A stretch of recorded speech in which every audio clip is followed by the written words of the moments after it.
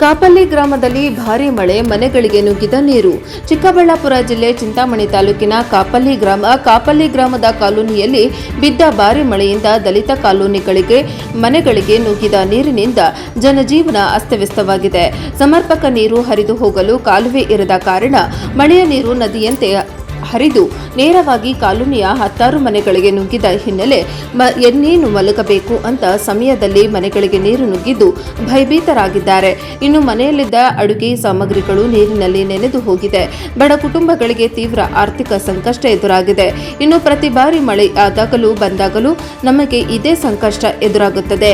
ಮುಖ್ಯವಾಗಿ ಗ್ರಾಮದಲ್ಲಿ ಚರಂಡಿ ಇಲ್ಲದ ಕಾರಣ ಈ ದುರಸ್ಥಿತಿ ಉಂಟಾಗಿದೆ ಎಂದು ಆಕ್ರೋಶ ವ್ಯಕ್ತಪಡಿಸಿದ್ದಾರೆ. ಶೀಘ್ರದಲ್ಲಿ ಸಮಸ್ಯೆ ಬಗೆಹರಿಸದಿದ್ದರೆ ಸಂಬಂಧಪಟ್ಟ ಕಚೇರಿ ಮುಂದೆ ಧರಣಿ ನಡೆಸುವುದಾಗಿ ಎಚ್ಚರಿಕೆಯನ್ನು ನೀಡಿದ್ದಾರೆ.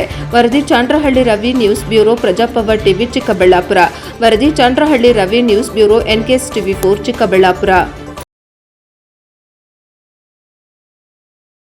మాట్లాడు తెలుగులోనే.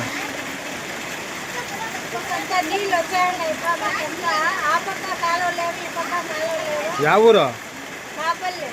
ಯಾವ ತಾಲೂಕು? చెప్పు.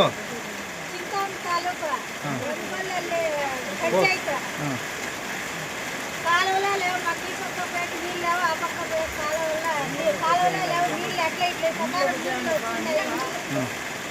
నీళ్ళకి వచ్చాయండి. ఇప్పుడు నీళ్ళంతా ఎవరో పట్టించుకుంటాను లేదా, పంచాయతీకి కంప్లైంట్ అయినా వాళ్ళు పట్టించుకోలేదా?